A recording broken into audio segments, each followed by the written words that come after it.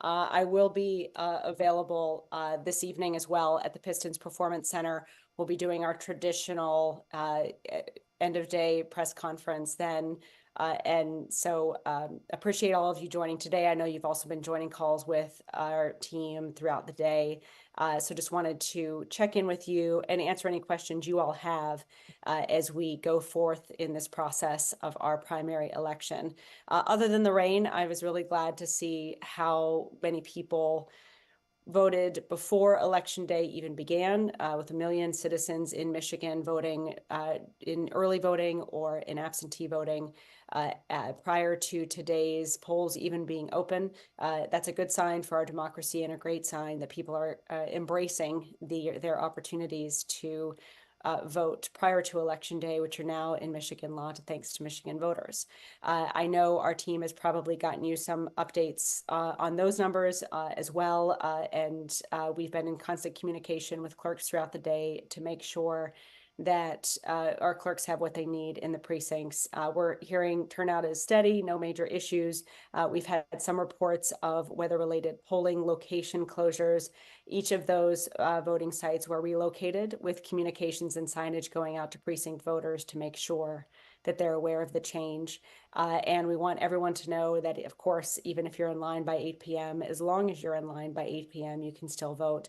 We're not seeing any lines around the state, but certainly were that to transpire, as long as someone shows up to vote by 8 o'clock, as you all know, they can still vote. And the last thing that I'll just say is we want to make sure that we continue to remind any citizen who still has not returned their ballot that today they can still do that at a local drop box up until 8 p.m. It has to be their local drop box. And in addition to that, they can drop it off at their local clerk's office. They can also go to michigan.gov/vote to ensure that their ballot was received if they did choose to vote absentee. And we appreciate all of you and the help you're providing in getting this information out to citizens today. So wanted to stop by, take a few questions in this midday moment, and appreciate you guys and the work you do throughout the day.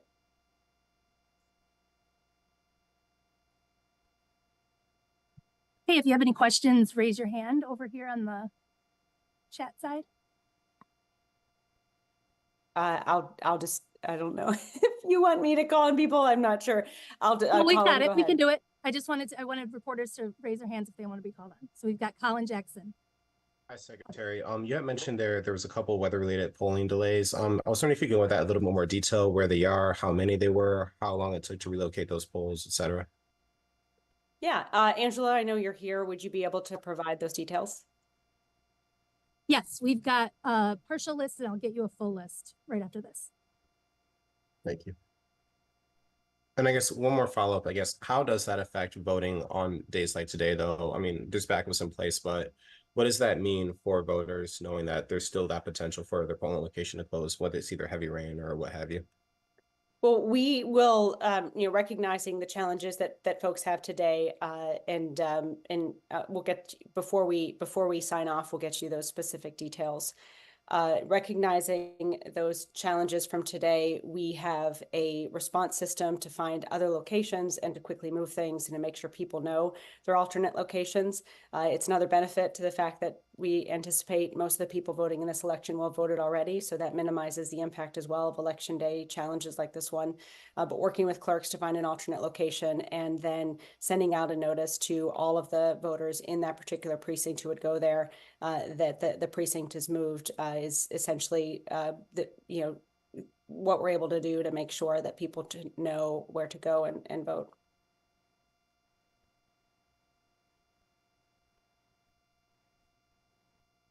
Next up, we've got Simon Schuster from Bridge. Hey, Secretary Benson. With the second here, early voting window having closed, can you talk to me a little bit about how you've seen adoption of this practice increase? Do you see this becoming a more popular method in the future? What's your overall view? Well, it's been really great to see people get what they need to vote early. We've been really encouraged by the fact that there have been so many people participating ahead of time. It's a reflection of the fact that the more people know about early voting, the more they're able to take advantage of that opportunity. And so we're seeing a steady uptick. And I think the more we have people raising awareness about those options, and we're going to be working over these next few months to make sure for November, people have an even more awareness about those options, that we'll see more people taking advantage of them. You know, in 2020, 2/3 of citizens voted before Election Day or voted absentee. So we're anticipating perhaps we'll continue to see numbers like that. Of course, 2020 was slightly different because it was a pandemic year. But that said, we've noticed a lot of folks who have chosen to vote early in the past, either absentee in the past or early voting this year, are continuing to do it again. So we're going to be tracking those numbers, and we'll be able to keep you also abreast in the months ahead of what our predictions are for the fall based on the request we're seeing, how voters vote in this election, and the work we're still going to be doing to let people know even more that they've got options to vote early in the fall. As a follow-up to that, do you anticipate that the availability of early voting sites will increase for the November election?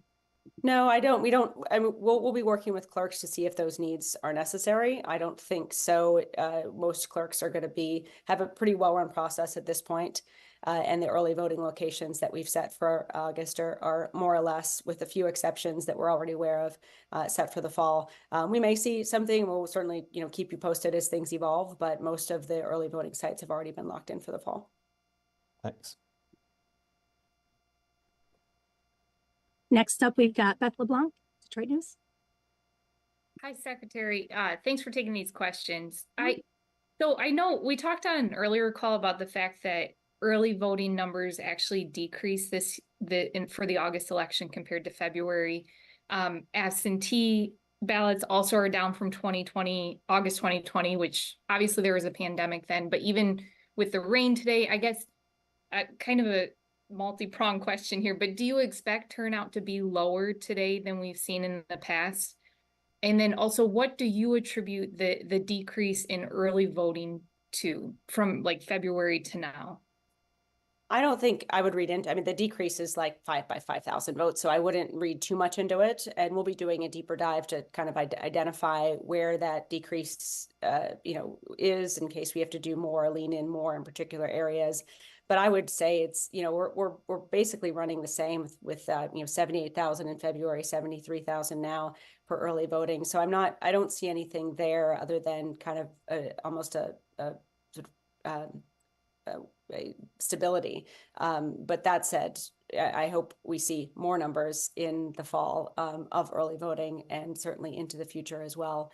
That said, for the comparing to 2020 is a bit of a challenge, because both of those elections were such high turnout, particularly in August. And we did see so many people voting from home in August in the midst of the pandemic. So it's hard to read into anything at this point, especially not knowing the full turnout numbers for today. But I think by 9 o'clock today as well, we'll probably have a little bit more details to go into all those numbers and what to expect. I think the bottom line is people are embracing all across Michigan these new options to vote. We'll see, and I think until we get through the fall, we won't really know writ large what to make of the year. But we're about on par for August primary of what we've seen in past primaries, notwithstanding the spike in turnout that we saw in the August primary in 2020.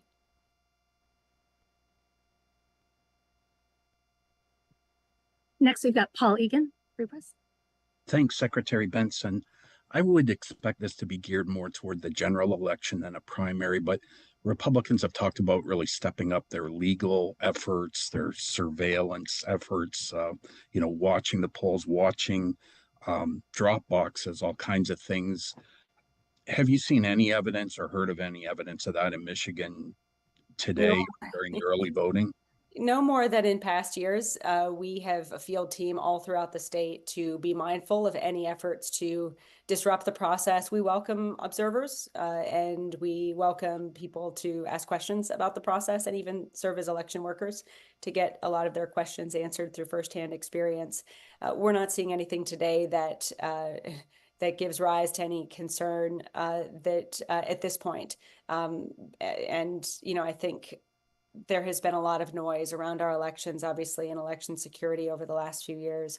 We've tried to make very clear that while legitimate questions are welcomed and transparency is our friend, we also draw a line at disruption or allowing misinformation to yield threats against our clerks. And so we're keeping an eye on all of those things, but continuing to meet people where they are and answer questions when they have them so that they can have rightly placed faith in our processes.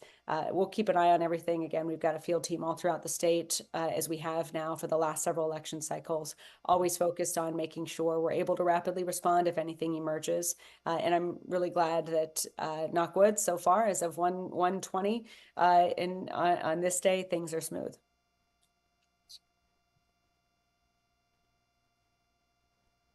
Last hand I see here is Janelle James from Bridge. Hi, Secretary Benson. Thank you so much for answering these questions. I wanted to follow up really quickly about those polling locations that had to be relocated. I wanted to ask, how are voters in those specific areas being communicated that their location has changed? And also, will there be some leniency as it gets closer to 8 o'clock just to make up for the time that it took to change locations? It was such a small number and it was quickly addressed. And so we don't anticipate anyone needing to alter any other rules of the day, like the day and the time at which polls close. But what it shows essentially is that if there were a few instances in which a few election locations are unable to operate as scheduled, our local clerks are able to quickly adjust and get that information out to voters. But we haven't seen any challenges erupt or occur as a result of those adjustments needing to be made. And I just wanted to clarify really quickly. You said that those locations that were closed, were they due to, weather-related causes? Yes. Thank you. And again, Angela, if you want to chime in here with those specifics, with any more specifics of the locations. And I want to emphasize voting was not interrupted. We checked, there was adequate signage. Everything was able to move quite smoothly. So I don't want to, I would urge you not to or encourage you not to sort of see this as something that was disruptive of the day. It's just a detail of what it is, a detail of what occurred. And in my view, an example of how our local clerks in these areas were able to quickly adjust and as they do, make sure an alternate location was found nearby and clerks were able to continue voting without any disruption. Yeah, and just to chime in, we will get a full list. It's not a large list, but I just haven't had a chance to get the full group put down in one area. So we'll be happy to share after the fact. But so by our 3 o'clock call, I'll join again as well there, and we'll have more of those details for you then.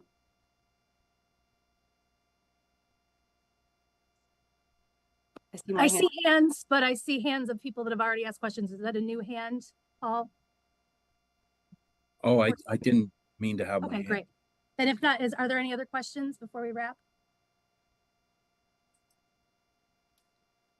Hey, sorry, actually, there is one question. It's just, do you guys have any counts as to how many people have voted so far today, like traditional in-person voting, or no?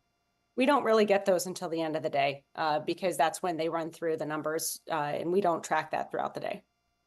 But when we get the results at the end, at 8 o'clock as the tabulations start being run, that's when we get more of those details. Okay, thank you. So I'll say, Beth, at 9 o'clock, we'll be able to hopefully give you more specifics on that particular piece, both in terms of absentees returned by 8 o'clock that we know of, because of course they still have until up to 8 o'clock, and as well as voting numbers for the day. Okay, with that, Simon? we have a 9 p.m. press conference tonight. Yep, and I'll join you guys at 3 again to chat on the phone for the 3 o'clock check-in, and then I'll see you guys at 9. Thanks, everyone. Thank you.